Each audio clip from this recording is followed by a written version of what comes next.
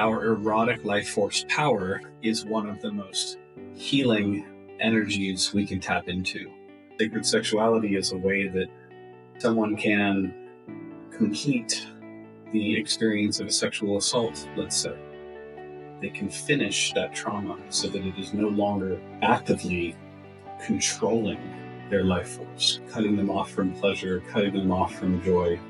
The path of open relating to me has always occurred as a very spiritual path, because it will inevitably bring you face to face with your deepest wounds. The self-love piece is really at the base of solid relationship. In order to find the soulmate out there is to recognize and fall deeply in love with really the only person that's with you for your entire incarnation, your soul, yourself. Thank you. Thank you.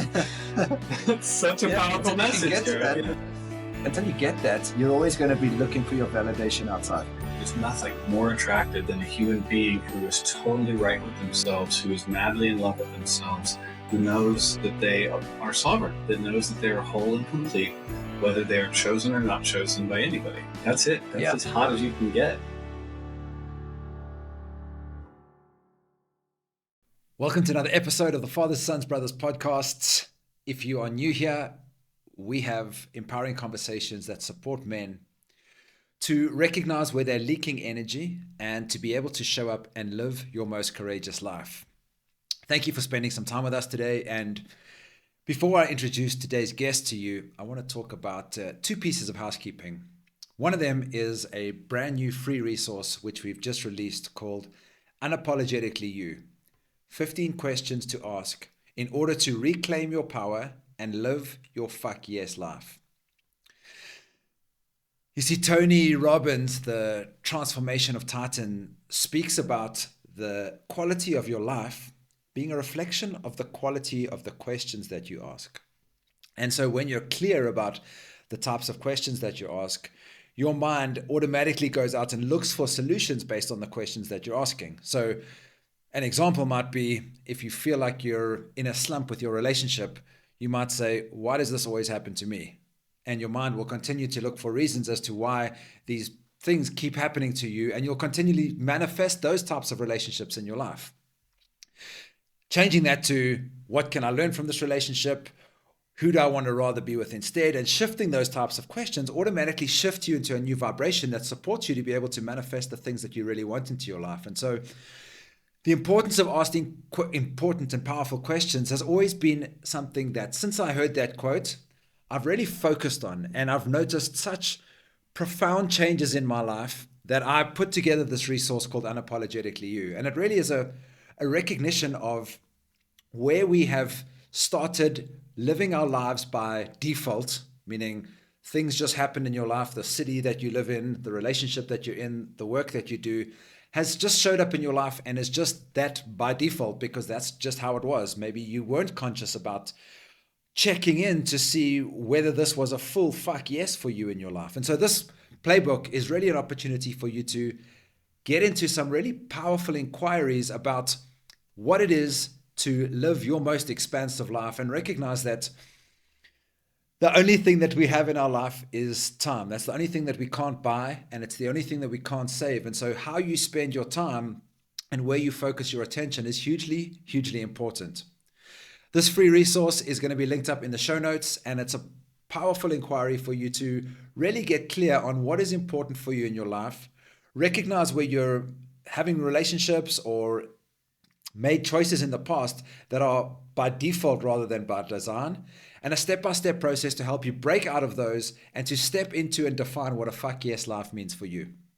We've already had over 1,000 people download this playbook, and it's been hugely, hugely successful. So if you're looking to level up anything in your life, or even maybe you don't even know which direction you want your life to head, this free resource is a powerful opportunity for you to be able to reconnect with some questions, a cup of coffee, notepad, a pen, and this free resource. Give yourself an hour and you're going to see significant changes in your life. The second thing I'd like to share with you is our monthly men's circle called the King Circle. Over the last 15 years, I've been deep diving into personal development and understanding things like the 15 questions that I mentioned in the Unapologetically You playbook. but also lifestyle design tools that I've really tested and tried in my own life.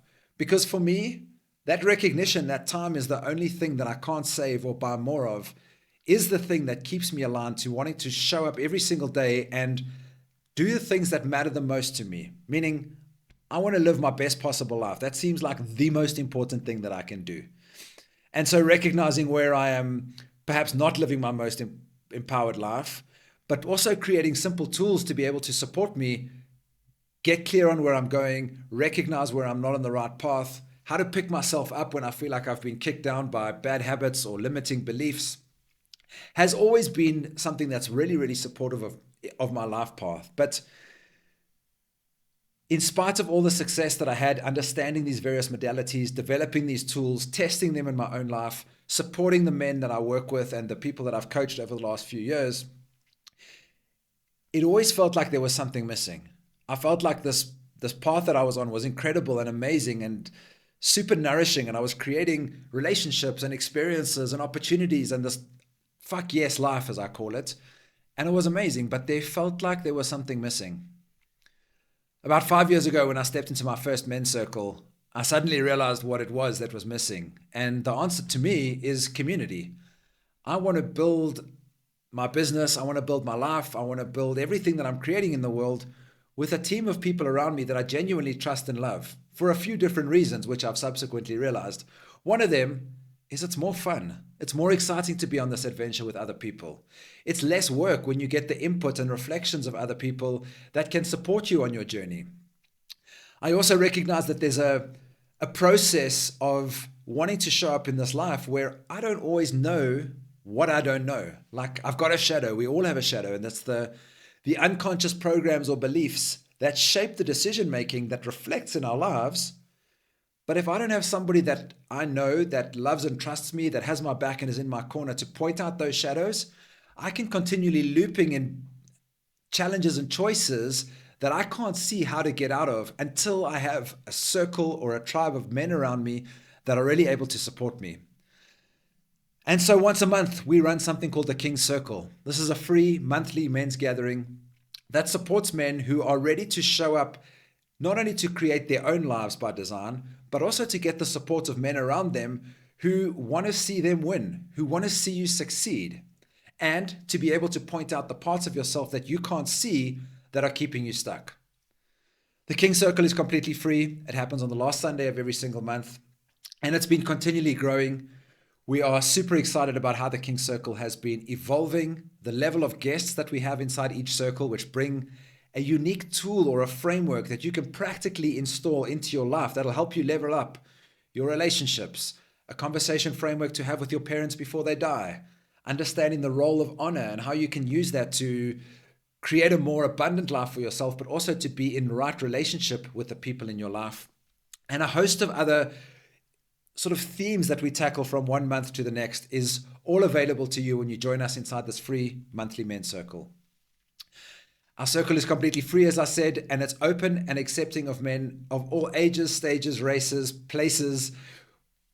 If you're in a male body and you feel like you want some connection and some support to a tribe of people that are going to support you along the way, it would be an honor to have you be part of the circle, and I will leave a link to secure your seat in the show notes for this episode.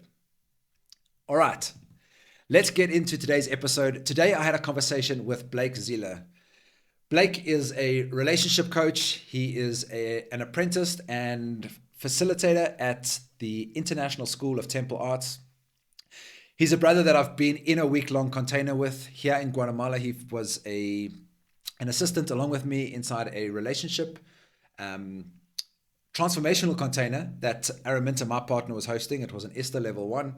And we got to spend some time there, and we didn't get a huge amount of time to drop in afterwards because our schedules were pulling us in different directions. So we got a chance to hang out and have this conversation that we had on the podcast today. And Blake is an amazing human. He is, I would say, along with his primary partner, Brianna, probably one of the most successful couples coaches that I know. They have a really good understanding of relationships, the power of what relationships can bring to our transformational path, as well as how to support people that are going through relationship challenges or have a successful relationship but want to keep leveling up their relationship. So In this episode, we have a conversation about how to craft and the importance of creating healthy relationship agreements. We talk about how, for men, most of our personal development growth is in embracing our femininity. And he also talks at a powerful place of where to start getting connected to your feminine power. We talk about alternative healing practices and the path of shamanism and using sexual energy as a way to be able to heal. He spoke about a men's retreat and how you can become a stronger version of yourself through the power of brotherhood, which is something I love talking about. And we also spoke about some of best practices for managing addiction and a safe and powerful way to be able to express and move emotional blockages that exist inside your system, and a whole lot more inside this conversation. Blake is a powerful, amazing human being who lives with an open heart, and this conversation touches on so many things, including one piece which I forgot to mention, the magic and challenges of polyamory or open relating as a spiritual path. And this particular topic is going to be triggering for the Gareth of 10 years ago. And the reason I say that is because I was born into a world where there was really only two relationship paths. You were single or you were in a monogamous partnership. And those two paths didn't seem to give space to anything else. And while both of those paths have their own foundational opportunities and places for growth, they also have their own shadows or dark sides where you could potentially block yourself from owning your true desires if you don't make space for this third sacred path of relating, which is called conscious non-monogamy or open relating. And the reason I say that this is triggering is that when you're only given two options, you're either single or you're in a monogamous relationship, if you have any desires to be with anybody else outside of your partnership when you're in monogamy, what that looks like in practice is adultery, affairs, the breakdown of trust in a relationship where we agree to be together only with one another, but partners are connecting with others outside of that relationship without it being in the shadow, meaning it's not having a light shone onto it. And so the first time I heard about somebody who was in an open relationship, it triggered me completely. I was like, how could that even work? How could you be with your partner and she knows that you're going to go and be with another lover? My immature brain couldn't hold space for that conversation. And so as you listen to this episode, I'm asking you to approach this with an open mind and perhaps an opportunity for you to learn something from Blake and how he talks about polyamory or conscious non-monogamy, meaning you're shining light on this as a sacred path to be able to meet your desires, meaning you can be with other partners while also having a primary partnership, but also how it can be used as a powerful vehicle for transformation. So enough rambling from me. I'm excited to get into this conversation with Blake Zealear. I hope you enjoyed as much as I did. Hey, FSB crew, a quick message to say 97% of you who watch or consume this podcast are not subscribed. Subscribing to the show really supports us to be able to grow and reach more people, as well as include and improve the quality and caliber of guests that we have on this show. Our goal is to get this number down to 70%. And so if you have ever received any value from the content and conversations on this podcast, please consider subscribing. It really supports us and the work that we're doing. Now, back to the show. Hello and welcome to the show. My guest today is Blake Zealear. Blake, welcome to the Father, Sons, Brothers podcast. Epic to have you here, my man. Thank you, Gareth. Thank you for the invitation, man. It's great to see you. Great to be here. So you just off air before we started recording, you shared that you'd had a tumultuous last couple of months. What's been moving since we met, bro? Well, man, it's been a lot. I about a month ago, I had my rotator cuff completely rebuilt. I re-injured it last October, and that put me in the path of getting an MRI and finally getting like a proper diagnosis. I've had like a troubled shoulder for like 10 years, just, sports injuries and stuff. But then I got the MRI and man, it was bad. Like basically two out of four tendons were completely torn through and the third one was really damaged. And so it's been a whole journey, like since last fall of trying to figure out like what can I do about this. The first surgeon basically was like, sorry to tell you this, man, but it's pretty much beyond repair.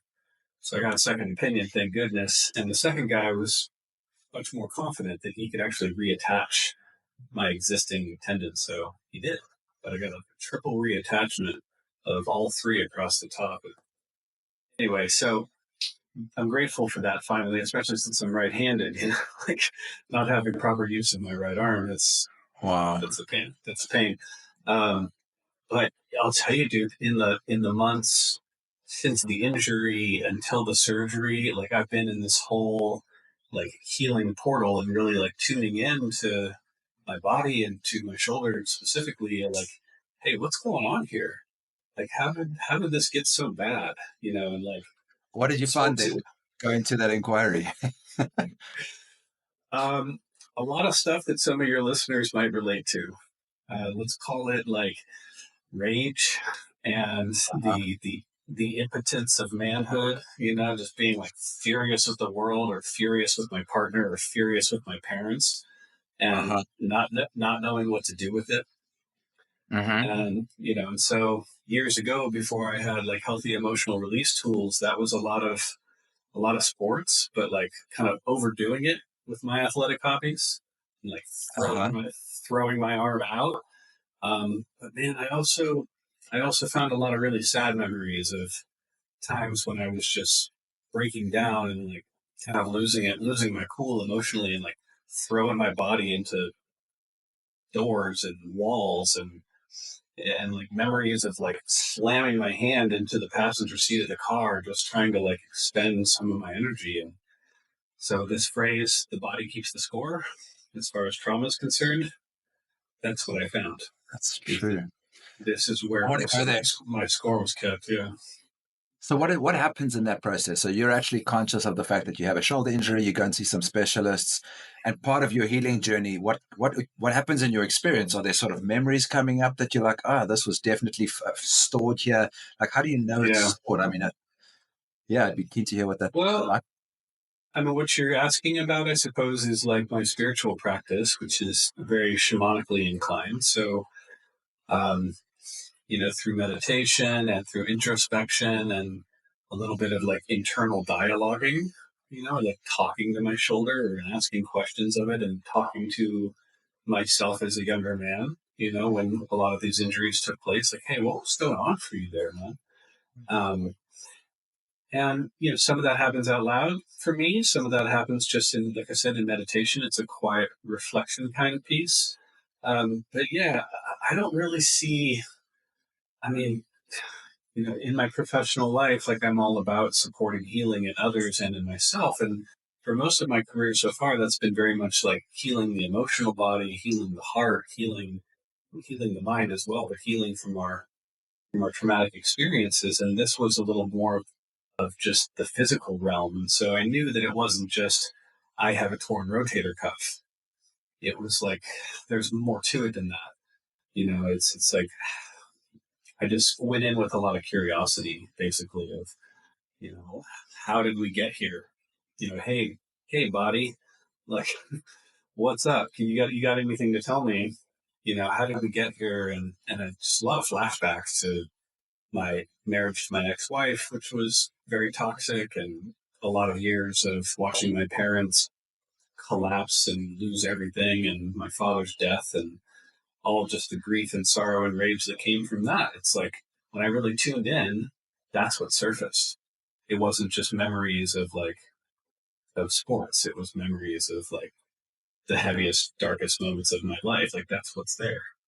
You're right. Your body's actually keeping an imprint of those experiences somewhere in there. And if you have enough of them that you don't move, it actually eventually manifests as some sort of illness or, lack of mobility in the body or pain. Disease. You know, any place in our life that we were suffering and not in ease, we were in dis-ease. If that gets stored in the body, you know, in sexual shamanism, we call those sacred spots. You know, your sacred spots are the little knots that form in our tissues where energy and emotion and trauma gets stored. And the way to release it is an actual physical method. It's not just not just an introspection. It's a combination of those two. Maybe this is an opportunity for me to ask you to share what you mean by shamanic practices or shamanism. You've used the word. Someone doesn't know what that means. How would you describe that, and how does it relate to what you're talking to?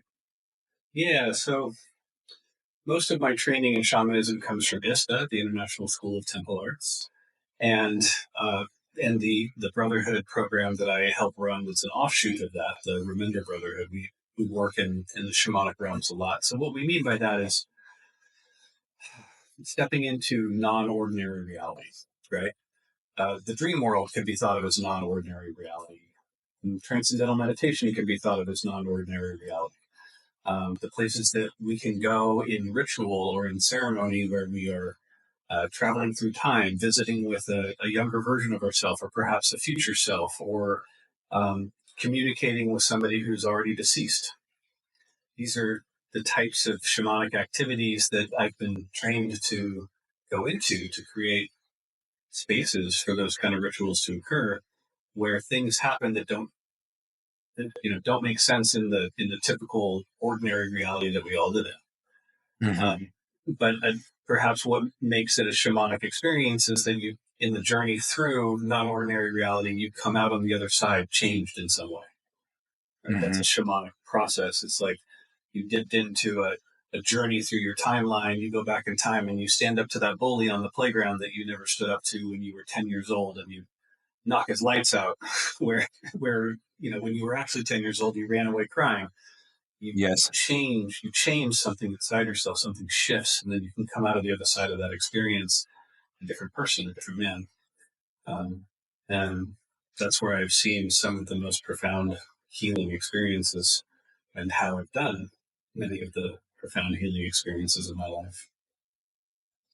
Does that answer the question pretty well? Yeah. Yeah, it does. I know you, so I'm sort of lining these questions up in a way that I actually want to get to, because there's the piece about neuro-linguistic programming, which also has this idea of doing timeline regression. And so, having studied that as well, the piece that you're talking into is the opportunity to go back and rewrite the history in a way that shifts your timeline in your current reality. So the bully that you feel a lot of like guilt or resentment or rage towards, where you didn't have your power, you didn't have your voice, you can go back and journey back to that place, and actually, using these shamanic processes and the guidance of somebody that knows how to support this, actually go back and rewrite that timeline, integrate that part of your life. It could be traumatic, it could be something painful, it could be anything, and actually shift your experience in the current reality to let go of those things. So yeah, I'm really glad that you shared that. Thank you. Yeah, you nailed that. Neuro-linguistic programming is shamanism for psychologists.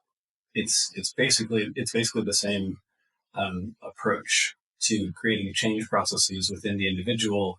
NLP was just developed by classic Western psychologists, and shamanism has a more ancient kind of lineage. Yeah. You work at the intersection of men's work, feminism, sacred sexuality, and new paradigm relating. There's a lot in there. Let me start with feminism, then go to sacred sexuality and new paradigm relating. What are those?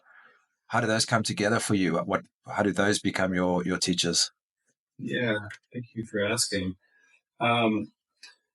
Feminism, as I used it in my bio, which is what you're quoting from, to me, I'm describing what I would call strident feminism, or fourth wave feminism, or cutting edge feminism, which is honoring the feminine in all of its forms, no matter where it shows up. So that includes the feminine in men, the feminine in children, the feminine in nature, and of course, our sisters.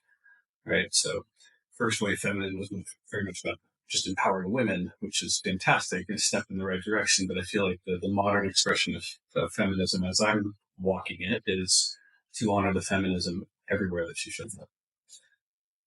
Honor the feminine everywhere that she shows up. Yes. Mm-hmm. Yeah.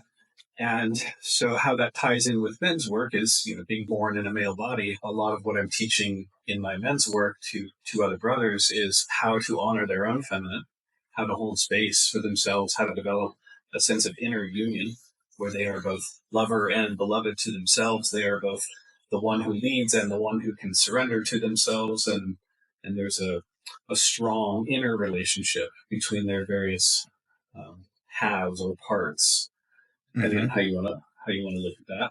And that's a lot of the teaching that we bring to the men's programs that I run. And indeed, I also think that what a lot of men are looking for when they are seeking support from other men, whether that's to come to a retreat or one-on-one private coaching or coming to an event like ISTA, is a lot of them want to know how to bring their gifts to the world or like penetrate the world with their gifts. They want to know how to hold space for their partner, for their children, for all the suffering that they see in the world. They want to know how to relate to their own emotional body without collapsing into shame or defeat. And these are both can be described as aspects of feminism and men's work. So to me, those two are like kind of two sides of the same coin. I want to come back to the other pieces because there's a piece I want to ask you about them. Yeah. How does someone listening to this who's perhaps never heard of this idea of getting to know my inner feminine, share something that he can use to support him to understand this a bit better and maybe even practically apply into his own life, being like, okay, first of all, what the fuck? Like, what does that even mean? Like, because I put myself in my own shoes 10 years ago. If someone had said getting to know my inner feminine, you probably would have lost me. So what does something practically look like that someone can use in that space, and what would be the benefits of it? Yeah, great question. Thank you. Let's start with simply your emotions, right? If we can define the feminine within us as the part of us that feels, okay, and the part of us that the part of us that expresses. Let's start there, right? That's maybe the simplest way to describe the feminine in each of us. And this is true in a woman's body, in a man's body, or in a non-binary body. The part of us that feels and expresses. So we all have emotions, obviously, and for speaking to a man who has like never heard of this type of language before, I would say that you can turn toward your feminine. You can get to know your inner feminine better simply by acknowledging the emotions that you have and not trying to repress them, not trying to pretend that they're not there, not trying to like, put on a good face and be like, no, I'm fine. I'm fine. Everything's fine. When inside you're like, that kind of thing is repression of our inner feminine. And so to just be able to plainly say, like to listen inside and be like, I'm angry, or I'm afraid, or I'm really sad. And like to actually express that outwardly, like I just did with words, that's a huge step for a lot of men to simply admit, I'm angry, I'm afraid, I'm sad. And then there's, of course, other forms of expression, like making a facial expression or raising your voice or yelling or letting the tears come. So all of that is a very, not just a simple, but a powerful starting place for relating to our own feminine is feeling, acknowledging, and expressing your own emotions. Why do we have such a hard time doing that as men? Conditioning, programming, societal values. It wasn't modeled for us. Depending on which culture we grew up in. I mean, you grew up in a different country than I did, but we both kind of grew up in the West, where a lot of what was given to us is that, men are supposed to, don't cry, you suck it up, keep a stiff upper lip. If you show fear, then that means you're weak. If you cry, that means that you're weak. And if you're weak, you're not a man, or you're less of a man. And, that's what we grew up with. And there are other cultures, like in East Asia, for example, where like showing joy is also considered to be taboo. And so they'll like suppress joy, and they don't even want to let people see them smile. And there's all kinds of different cultural conditions for this. Like the phrase keep calm and carry on. Like I know that it was born out of a wartime where it was actually really good advice given the chaos that was raining down upon them. But, here we are 70 years later, and it's kind of become this cultural norm of like, just remain calm no matter what you're feeling. And it might serve in particular circumstances, particular instances. Like, you don't necessarily want to just blow up with your anger at every given moment that you're feeling it. But if we never if we always keep calm and carry on, we never acknowledge what is true inside of us, our true feelings, then eventually they will come out one way or another. And we call that a leak. Often it'll be a violent outburst or something more subtle, like a sarcastic remark. Yep. Those are little ways of smuggling our true emotions out into the world without being honest and transparent about what we're actually feeling.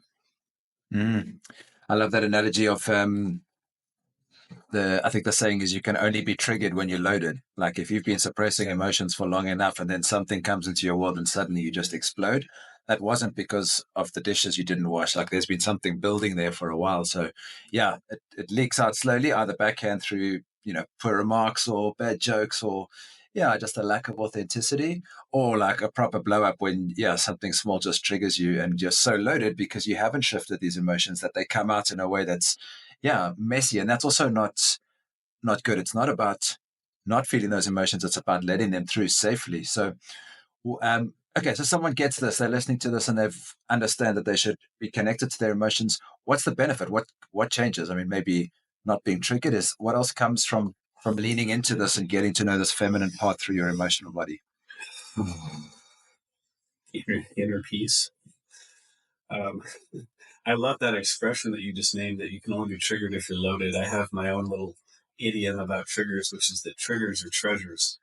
Because whenever you're triggered, it actually gives you a window into some part of you that is buried from the past, some time in the past when you were hurt or harmed and it didn't get completed, it didn't get cleaned up, and so something got repressed.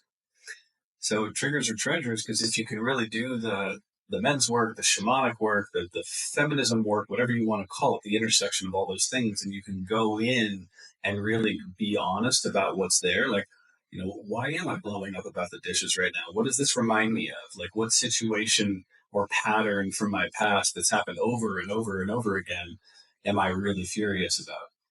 And there are ways, like through ritual and so on, to create a safe and healthy outlet for whatever is stored in there.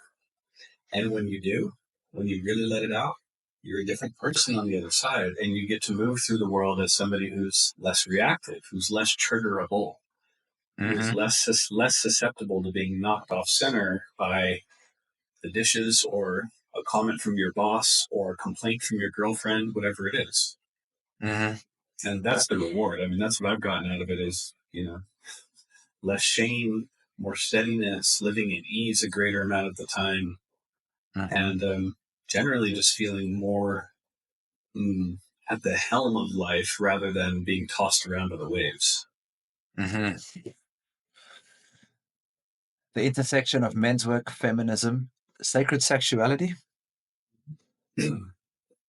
Sacred sexuality, again, coming primarily from ISTA, the International School of Temple Arts, has it that our sexuality, or eros, if you like, eros, the Greek word for romantic love or sexual love, is our life force. It is no different. It's no different from our life force. Like that which turns us on, that which is our passion, is the most powerful force that moves through us.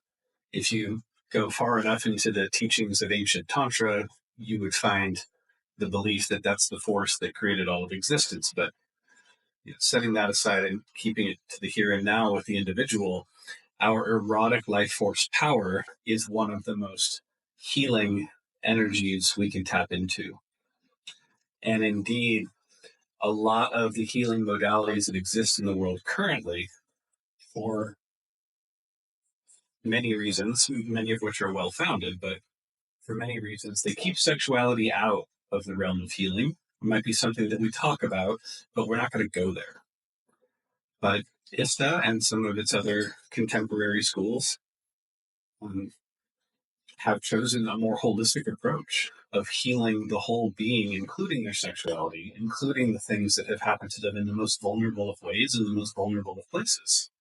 And beyond just, like, we're not really just talking about sex so much as we're talking about, like, the physical act of sex, but we're talking about one's relationship to one's most intimate self.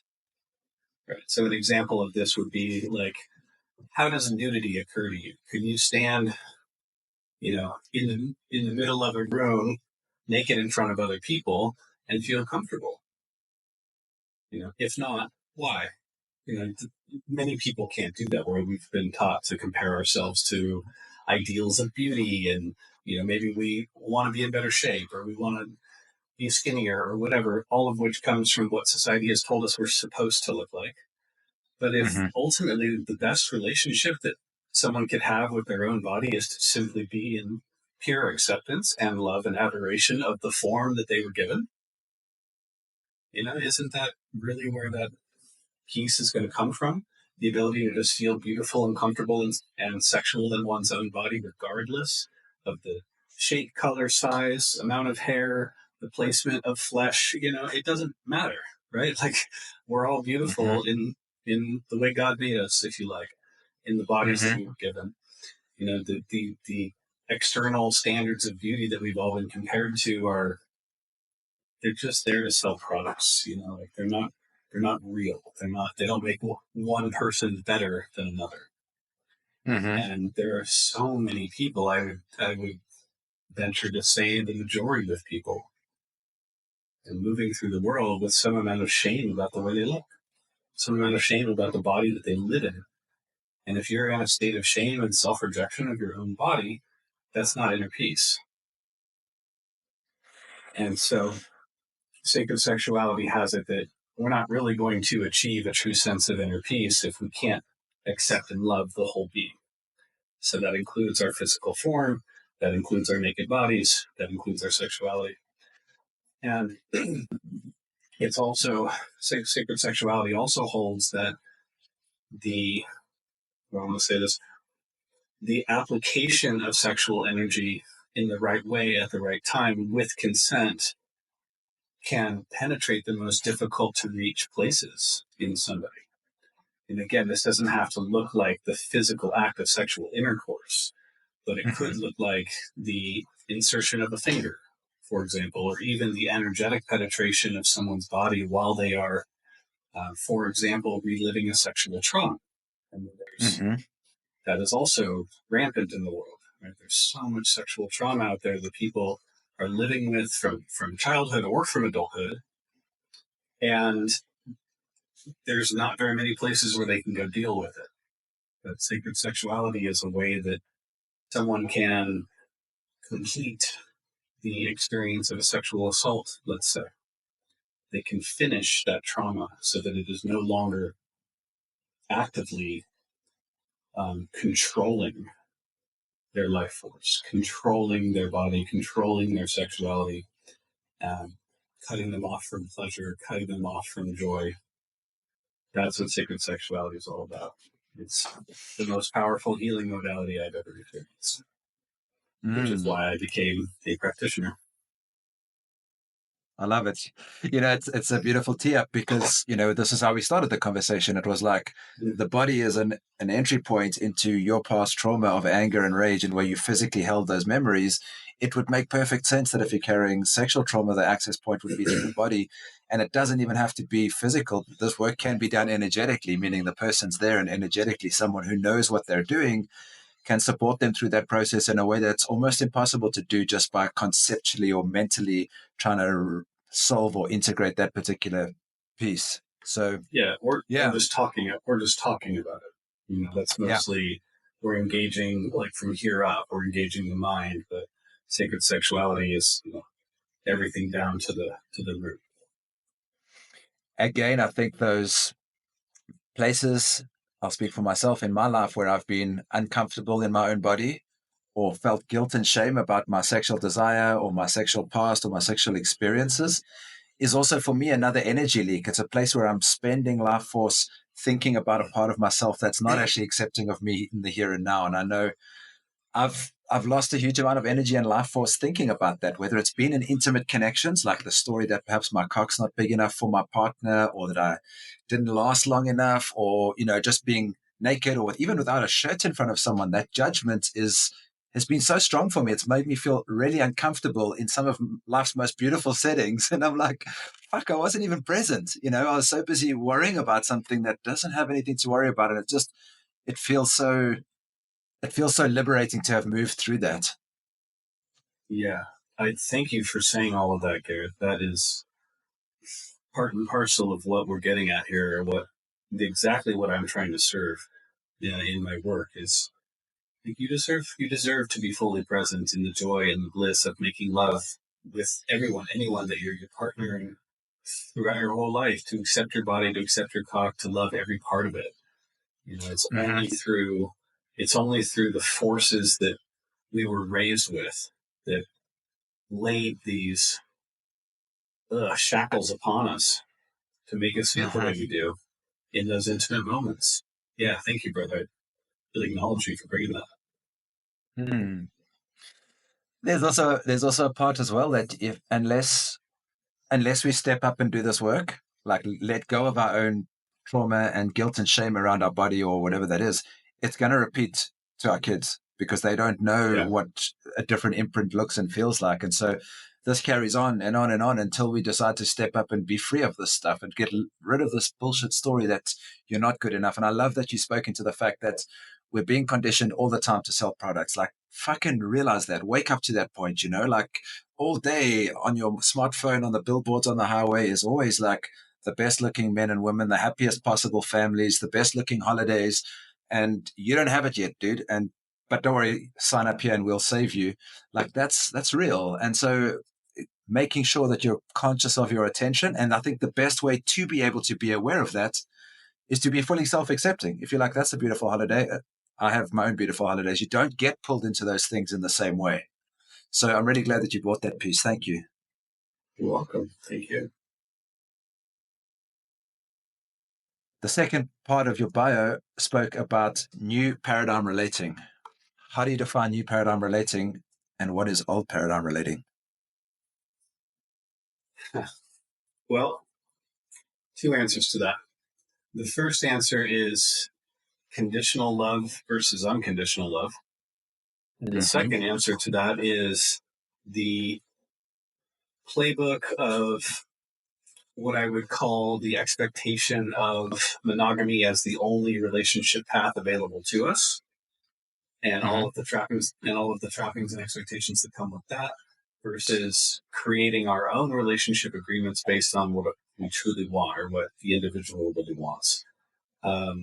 So I'll take the latter and then come back to the former because it creates a loop here. So new paradigm relating for me is kind of throwing out the script that we were handed that, one man, one woman, the nuclear family, 2.5 kids, a dog, and a white picket fence is the ultimate expression of relationship or of romantic pair bonding. And we've seen how that goes for a great many people. We only have to look at the divorce rates and look at the number of children who grew up in fractured homes between parents that, had a lot of animosity towards one another and the trauma that inflicted on them to see how well that has gone for a lot of people. So that model is fine and beautiful if that's what you choose. You're choosing from a conscious place. That's the old paradigm, and a lot of people, I feel, are not choosing it from a conscious place. They're choosing it because that's what their parents did, and that's what their grandparents did, and that's what the majority of people around them are defaulting to. I have no judgment of people who choose monogamy consciously, but I do have judgment of people who are choosing monogamy unconsciously, just as I have judgment of people who are choosing non-monogamy unconsciously. And there's a great many people who are doing that too.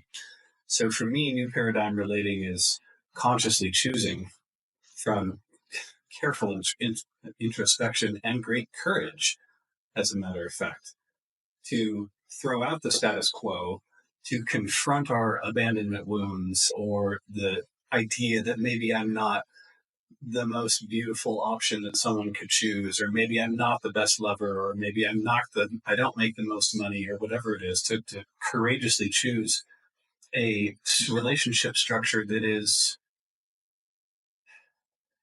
more flexible, more porous, perhaps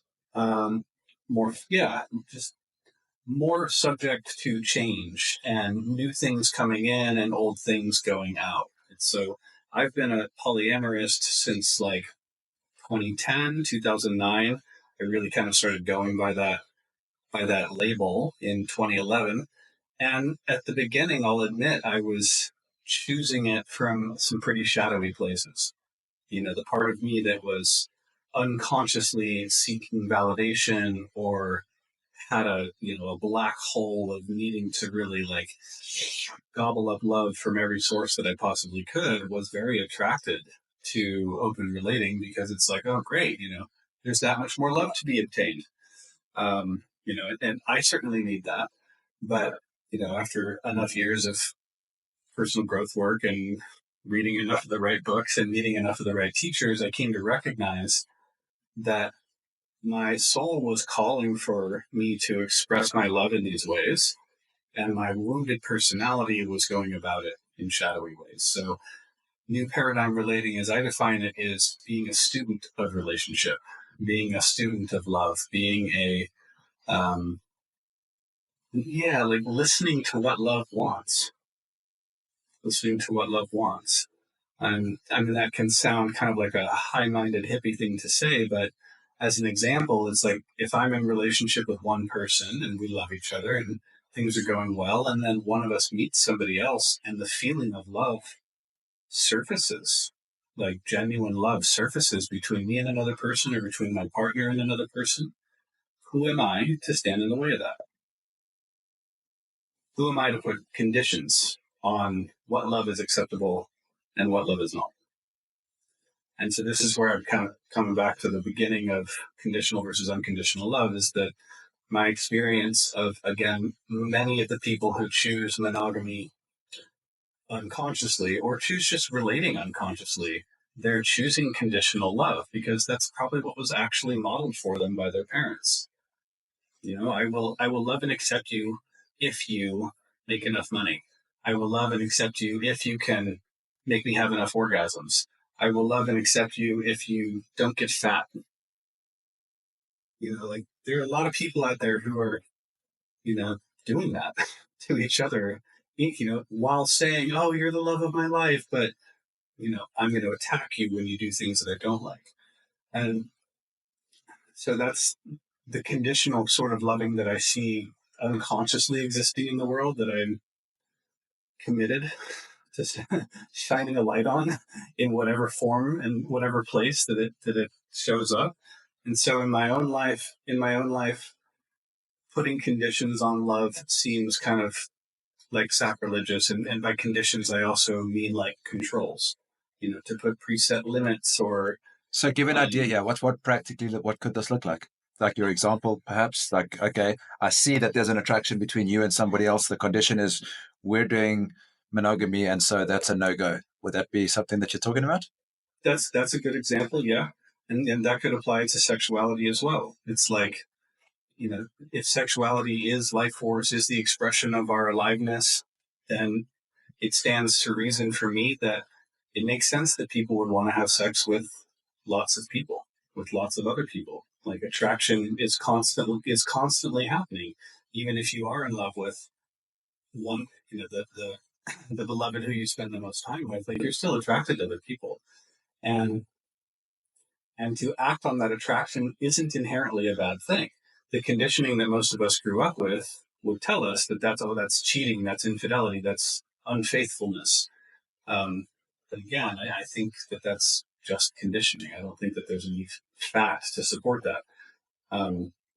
And so there's a bit of like, take the shackles off, like let love flow, let eros flow, let sexuality flow. I mean, with conscious choice and deliberate action, I'm not saying it's like, needs to be a hedonistic free-for-all. We're not taking it to that extent of the spectrum. But there is, I think, more to be gained for the world at large if we take some of the restrictions away. We take some of the controls and conditions about who can love whom and how and why, take them out. Let love flow. And a rising tide will raise all ships. So I hear you. How on earth does anybody consider navigating an open relationship, what do you need to have in place in order for this to even work? Because if you're listening to this podcast and you're like, that sounds amazing, what I'm hearing is my wife gets attracted to somebody else and Blake said, let's just all be free. That could be a recipe for a very difficult crash landing for some. So what's required to even consider this as a path of this new paradigm relating? Conceptually cool, I get it. You let love flow. I also want to say that I think that there's something in what you're saying which I can own for myself. I'm in a connection which our current relationships agreements are monogamy, just in erotic connections between myself and Minta. But I do feel sexual energy around me all the time, from beautiful women, from beautiful men. I'm connected to that. How do you discern what's worth acting on? And if you decide to do that, how does somebody even start to navigate that? Well, in one word, communication. Talk about it. I mean, this is a little bit like what we were talking about at the beginning of the conversation around feminism. It's like being radically honest about what you feel inside, right? If what you're feeling is attraction and desire for another human being, own it. And start there. Talk about what you're really feeling. Talk about how it feels to you when you imagine your beloved having an intimate connection with other people. Even inside a monogamous relationship, still talking about these things is a beautiful thing to do, and see what surfaces, like even just a hypothetical question like, hey, love, how would it feel to you if I said, I'm attracted to this other human being and I'm thinking about having sex with them? And they go, oh my God, that brings up my insecurities, and it brings up abandonment, and it reminds me of when my father walked out when I was a little girl.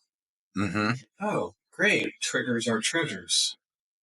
Right. We just found an ancient wound that is still here, still alive in your body, that is now being activated by this hypothetical situation. So communication is one answer to your question. And the other take that I have on it is that open relating and monogamy can totally be this too. And for the record, I really want to name you and Minta are my favorite monogamous couple because you've chosen it more consciously than any other monogamous couple I've ever met, hands down. And the path of open relating to me has always occurred as a very spiritual path because it will inevitably bring you face to face with your deepest wounds, your deepest triggers. I mean, think about it, like from the moment we're born until we can start talking and beyond, the first thing that we learn anything about as children, as babies, is, am I loved? Am I safe? Do I belong? Is somebody going to come to me when I'm in need? Those sorts of things. That's the first programming we received.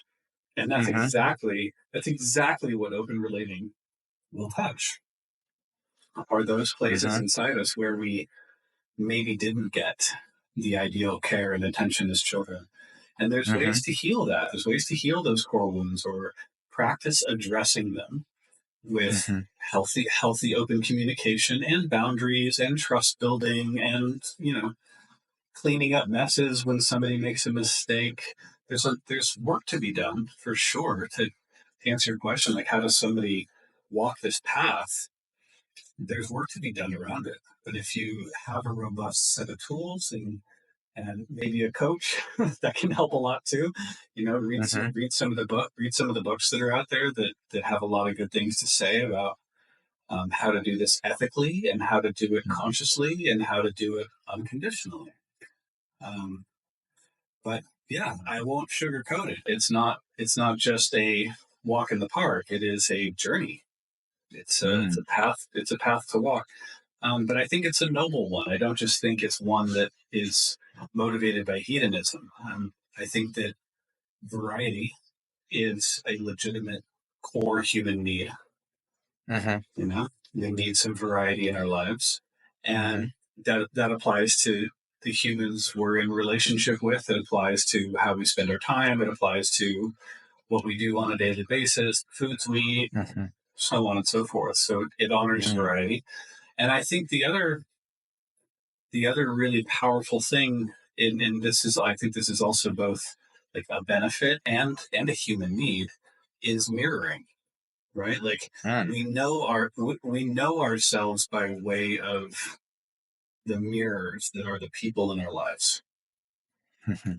And certainly we can say like, oh, I've got my partner and I've got my parents and I've got my best friends. And so I've got a handful of mirrors there. But there's something about, for me anyway, there's something about having like multiple deep, bonded, romantic, sexual relationships that allows me to see myself and allows them to see themselves in a hall of mirrors, all of which are being held up, all of which are being held up by love.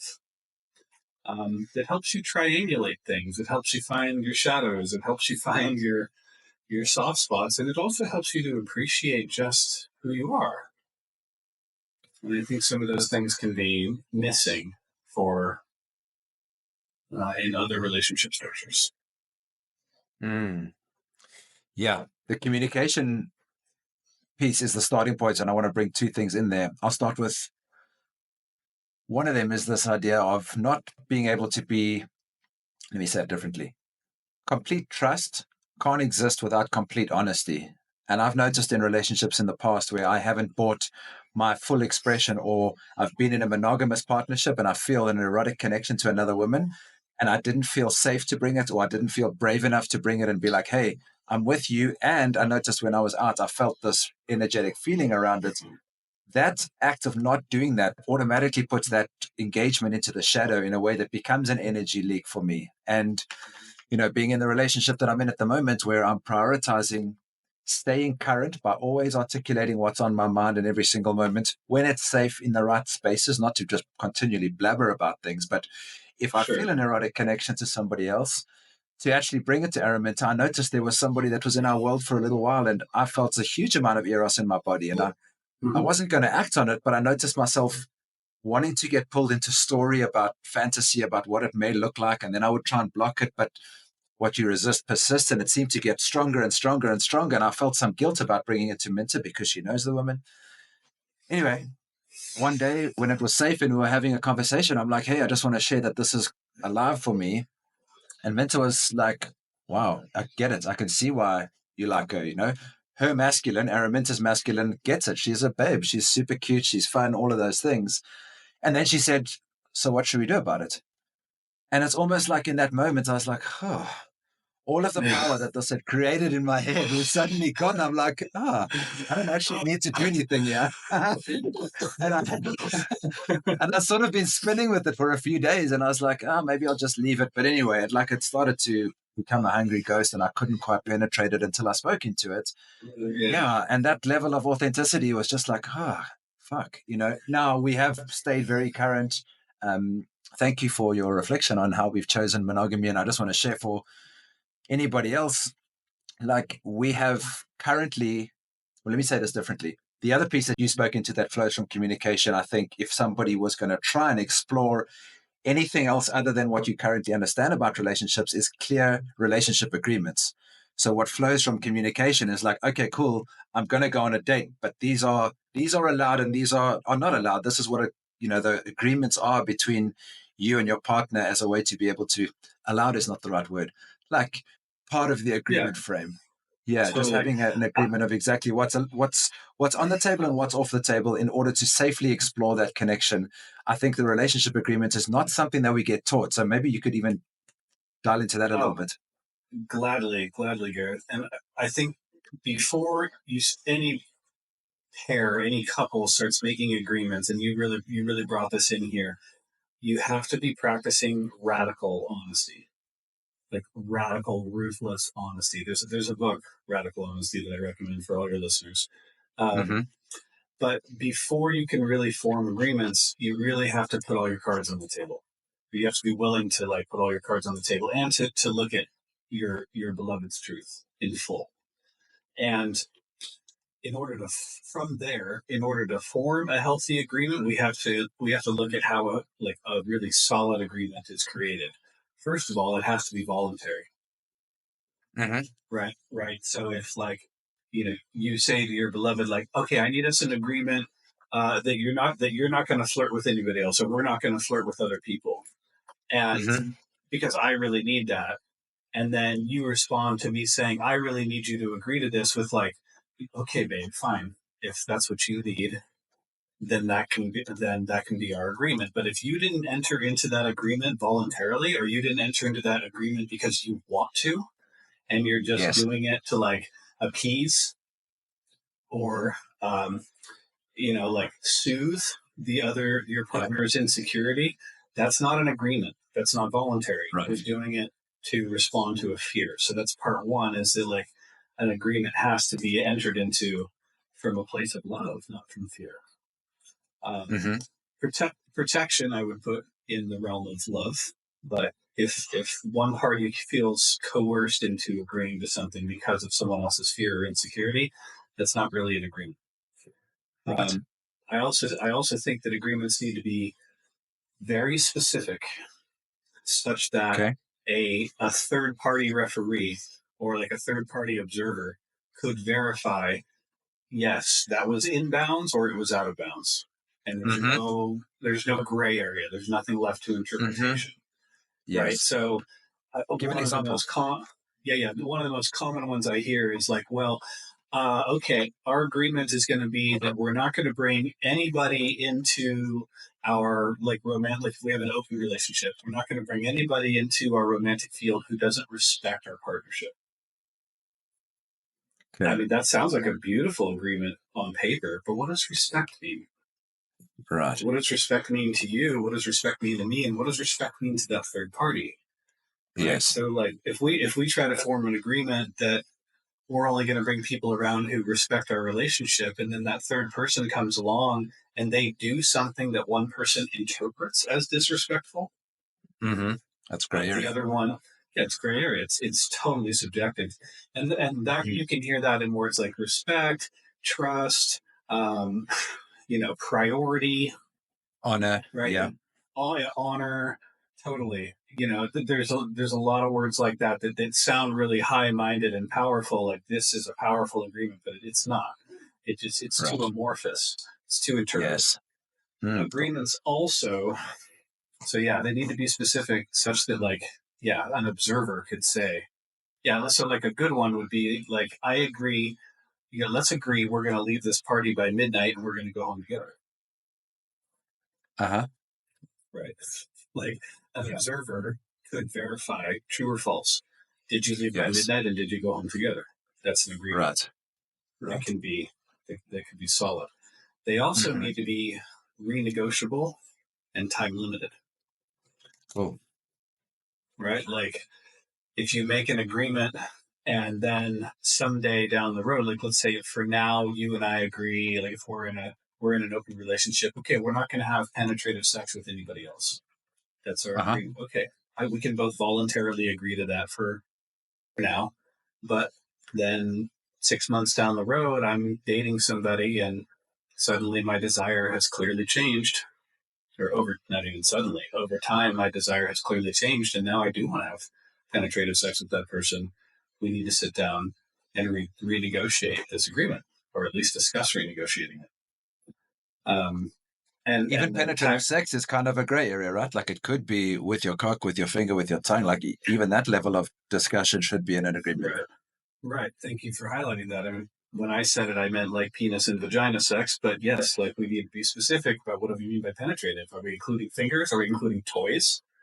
Right. So like, oh, but I didn't have sex with her. I just put a dildo in. Right. Yeah, exactly. Right. See, like, we get, so it gets tricky. It gets tricky. And this is where, like, having a coach or reading a book or six, or, really educating yourself on how to get into the specifics of agreement making. It's really useful. But Gareth, I want to posit that there's actually a rung above agreements. In my experience, agreements, and I say this with the deepest of respect to any of your listeners and to my past self and to a lot of my friends and a lot of my colleagues, agreements are training wheels. They are bumpers that keep us within a comfort zone for a long enough period of time that we can establish trust that we have each other's best interests at heart. We're not going to abandon each other when something shiny and pretty comes along. We're going to hold each other's like health and safety as paramount. Like these sort of things. Like agreements are a way to build a foundation of so much trust that we don't need them anymore. Really. In my current relationship with Brianna, who is, my most central partner, the only agreement we have is transparency. And everything else is based in trust. Everything else is like, look, I trust you to be discerning. I trust you to make smart choices. I trust you to have safer sex conversations with everybody that you're going to be sexual with. I trust you to only open your body to people who are worth your time and energy, who you trust to bring into your field. And if you trust somebody that much that you want to let them into your heart and into your body, then who am I to object? And so there's above agreements is really it's trust and intentions. I intend to, again, move with discernment, make conscious choices, not just throw my energy around at anyone or take it from anyone because I'm just having fun. I mean, there might be room for that too, but still with some amount of conscious care. Mm-hmm. Because it's not, like I said, it's not just a hedonistic free-for-all. Like there are a lot of really careful choices that have to go into everything that we do. And Mm-hmm.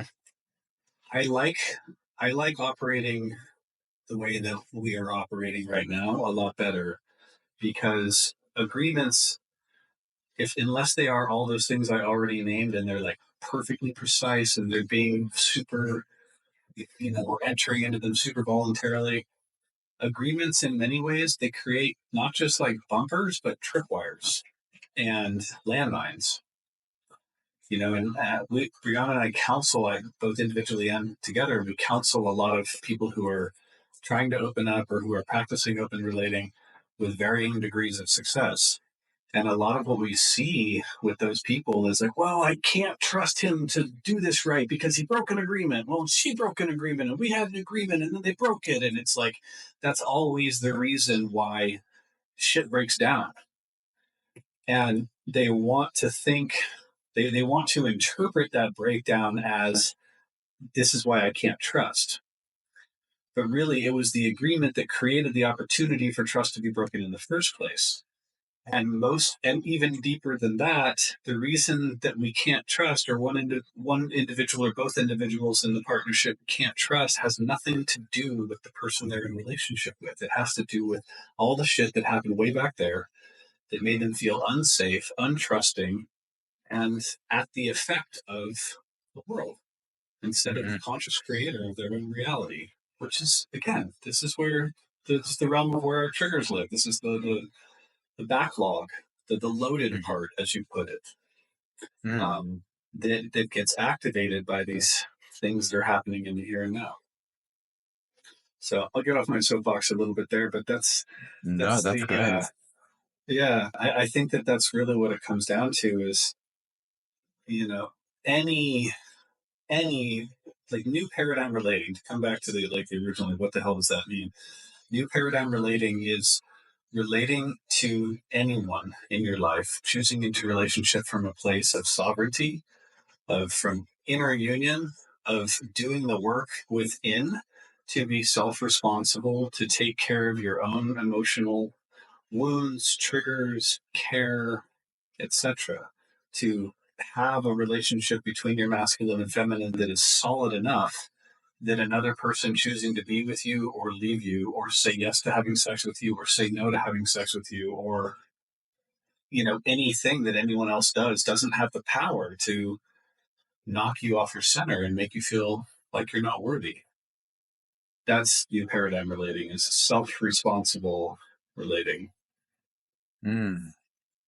Yeah, you nailed it. I think there's that place, and I've been guiding men as well in the space of wanting to move into a relationship. And the program I have is called From Solo to Soulmate. And it really recognizes that in order to find the soulmate out there is to recognize and fall deeply in love with really the only person that's with you for your entire incarnation, your soul, yourself. Thank you. And to, Thank you.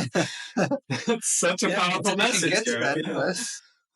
Yeah, and until you get that, you're always going to be looking for your validation outside. Like, I will be worthy when my partner looks like this or fucks like this or makes me feel like this or whatever. And all of those have some inherent hook that I'm okay as long as she's there. And when she's gone, I need to find someone else to be me again.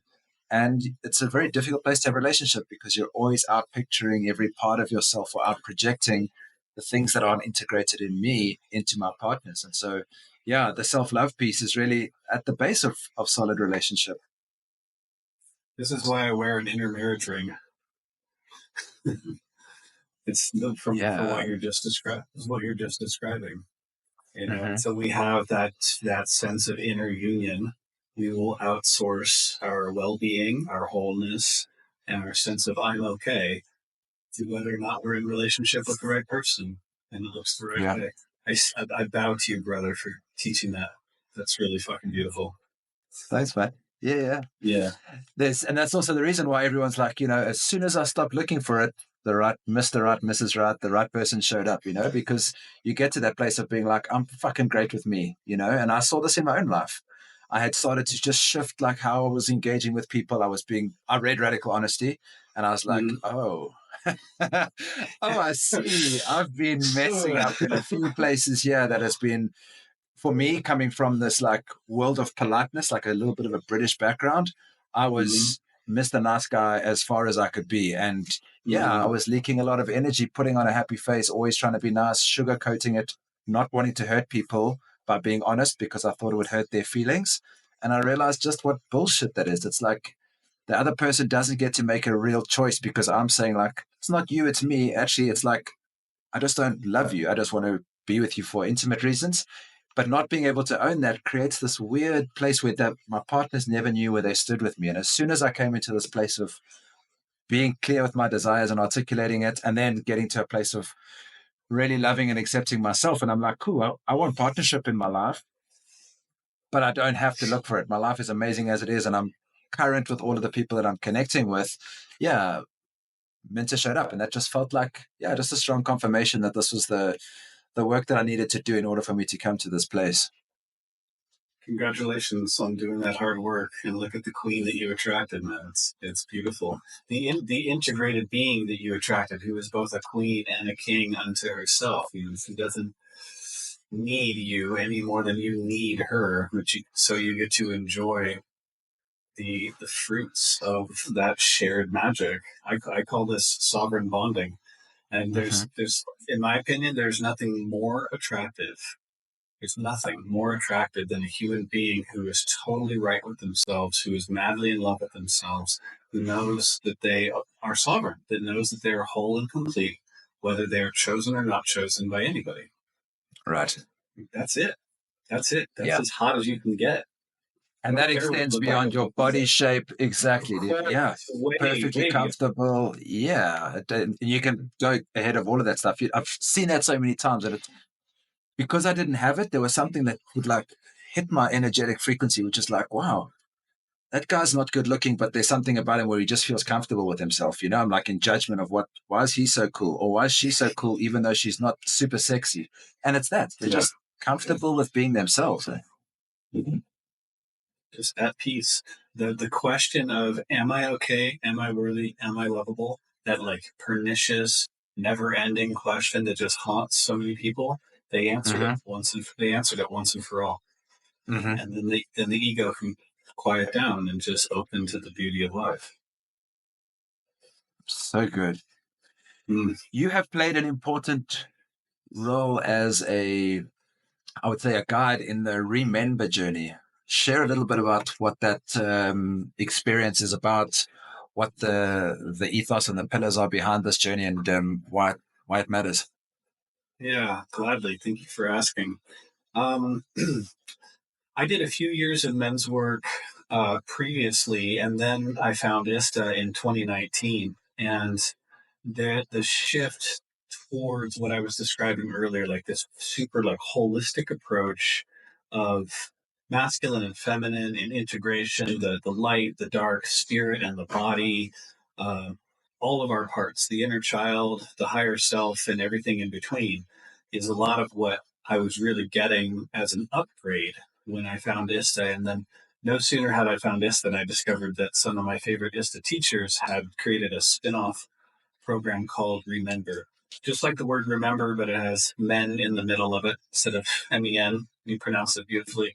And the idea is that we are teaching our brothers in male bodies from the start that they matter in the current form that they're in, simply by being born, simply by existing. They don't have to perform, they don't have to make money, they don't have to do anything in order to be worthy. They matter simply for existing. And we are emphasizing that the the feeling of an expanding life, the feeling of I am headed in the direction of my desire, of my purpose, inspired by love rather than driven by the fear of failure or something like that, which so many men are, comes from saying yes and loving all of our parts. It comes from integration. It comes from the acceptance of everything that we are, you know, the good, the bad, the ugly, and everything in between, and accepting the hand that we were dealt with our family of origin, doing the work to make the peace with the portal that we came through, which is the family we were born into and the culture we were born into.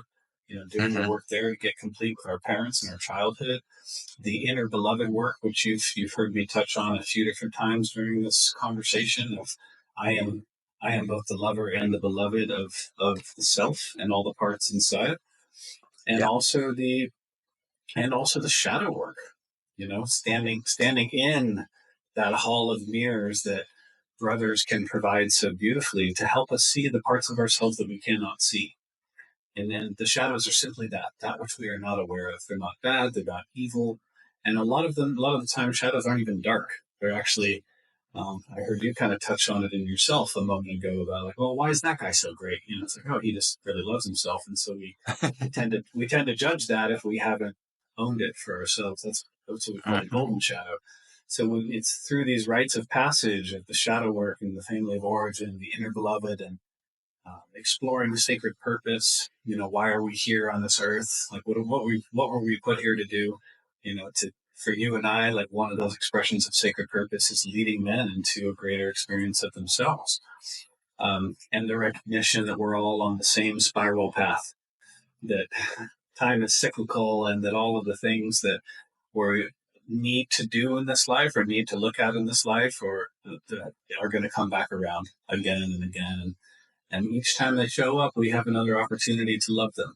We have another opportunity to take them into a shamanic process. We have another opportunity to ask a brother for reflection so that we can choose a more powerful direction to move in rather than just repeat the same old thing over and over again. So that's a lot of the ethos and the pillars of Remember. We also make it super fun.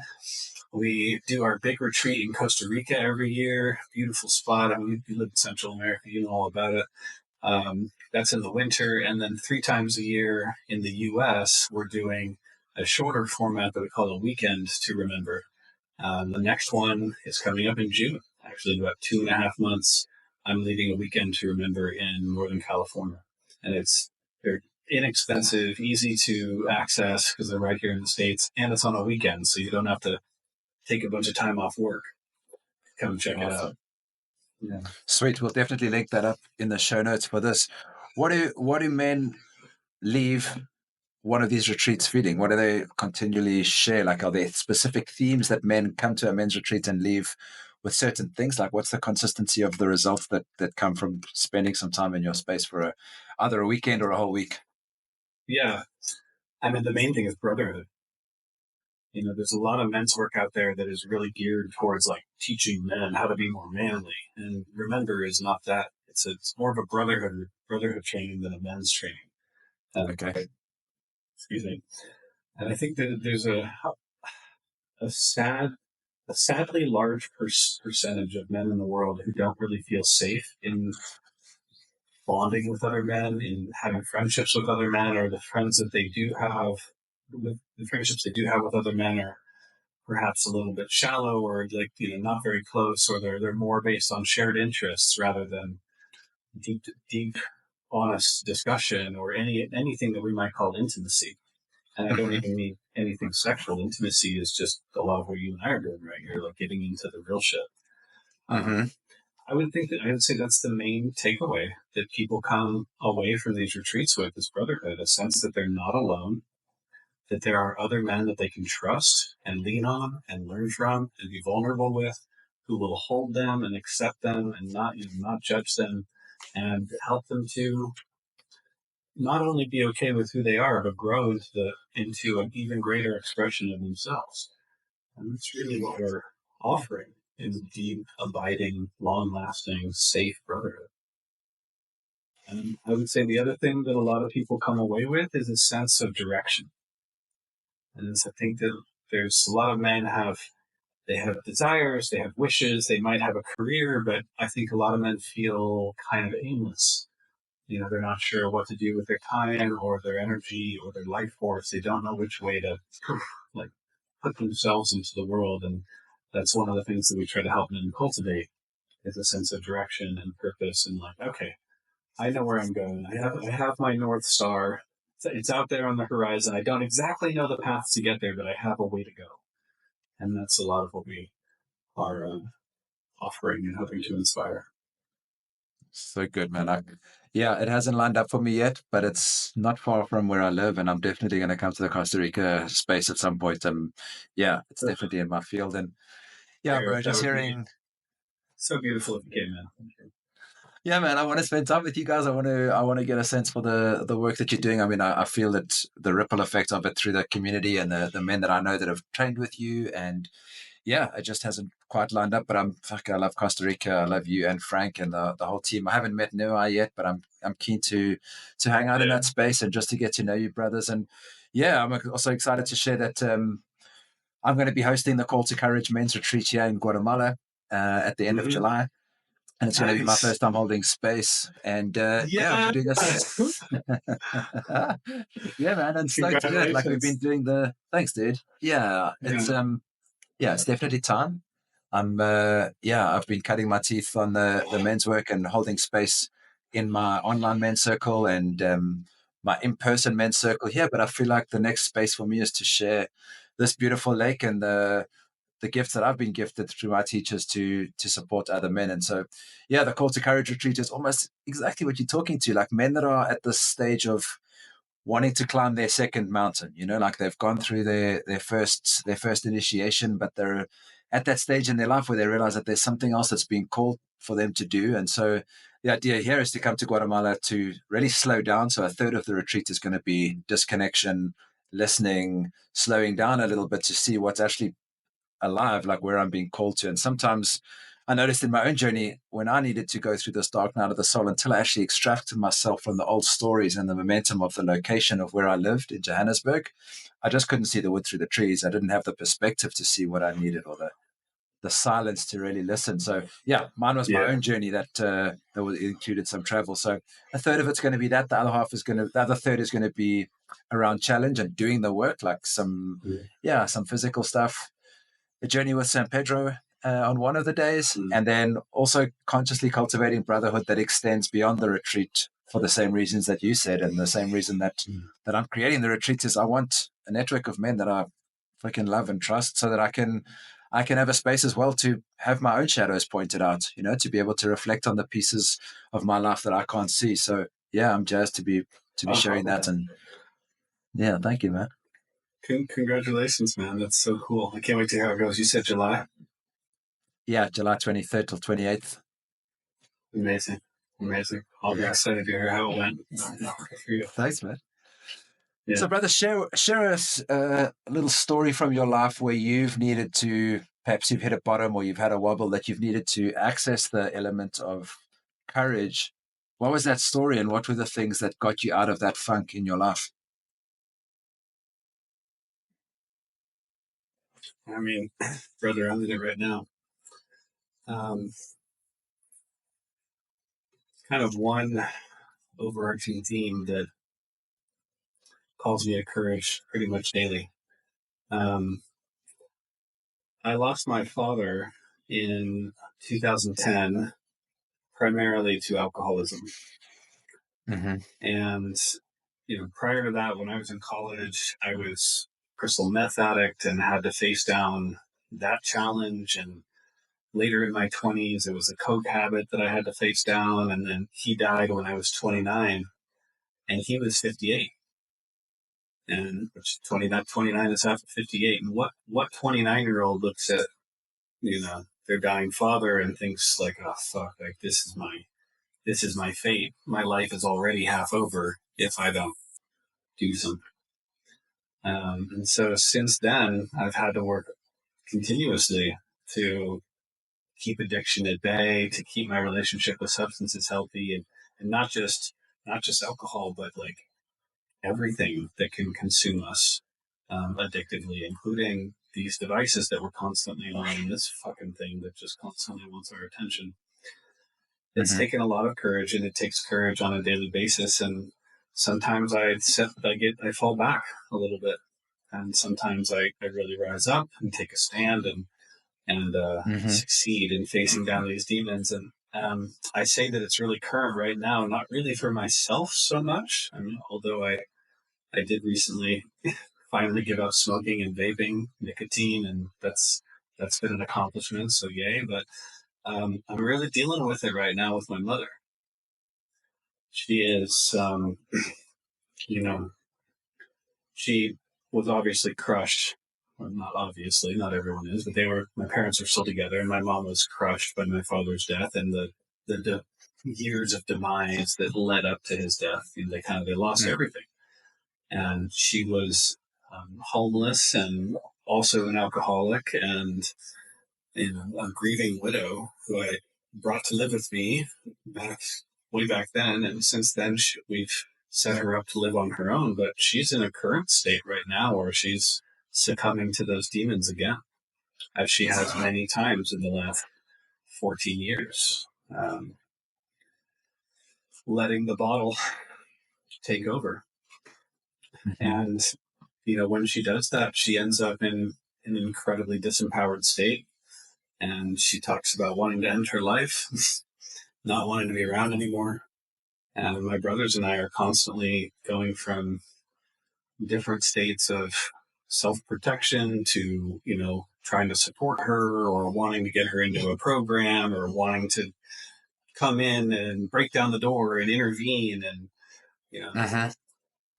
every different idea you can think of. And since my father died 14 years ago, we've tried everything we can to try to help my mom have a healthy, happy life. And frankly, none of it's worked.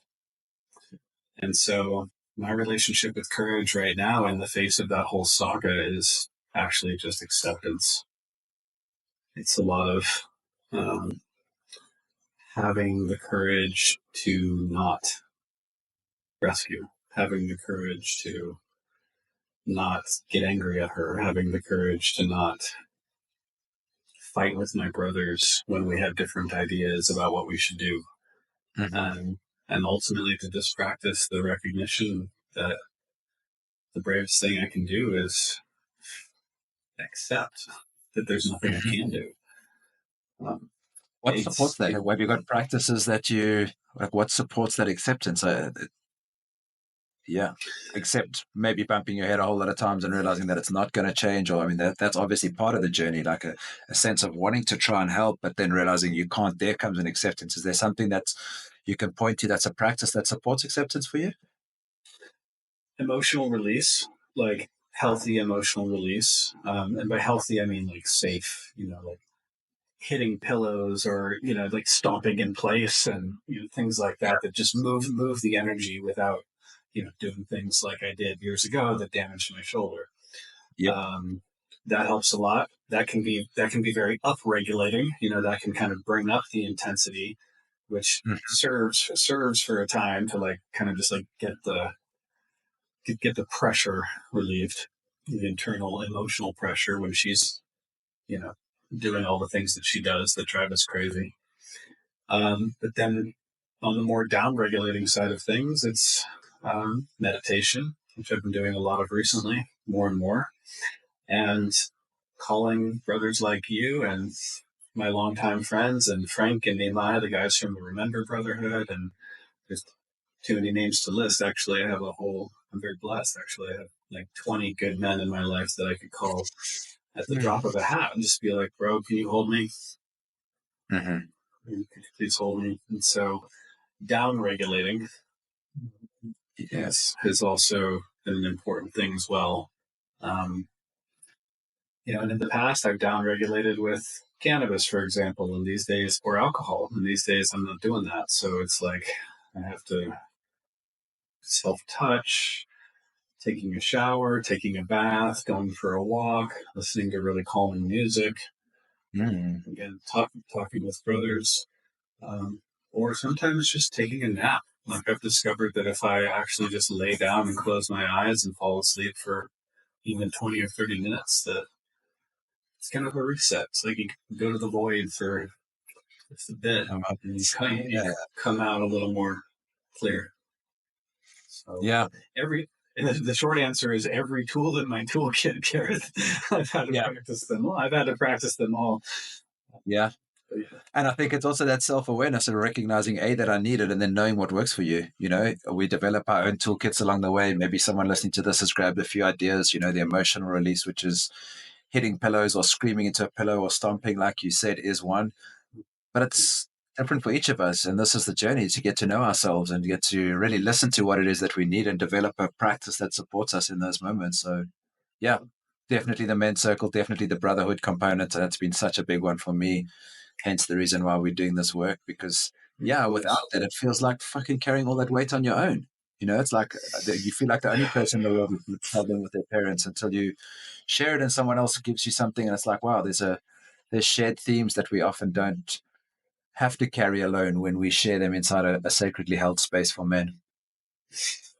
Beautifully said.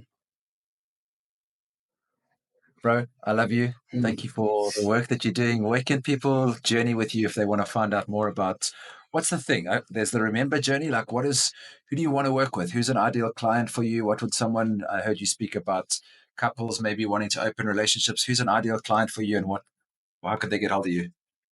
Well, there's a few questions there. So, if the men's work interests you, go to rememberjourney.com. I think that we can post that in the comments or whatever attached to this. You can also find all this on my website, which is just blakezealear.com. There's a list of all my upcoming events with the Brotherhood group.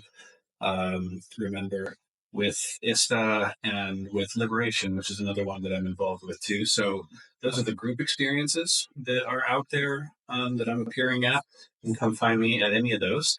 And as far as clients that I like to work with, myself and Brianna, we work with a lot of couples, both virtually like this over Zoom and also in person. We do a lot of hands-on sacred sexual work here in our home in Austin, and absolutely love doing those kinds of programs. And we can do a combination thereof as well. So people who really want to go deep into a coaching and transformational container with or without the hands-on work, you can reach out to me through my website.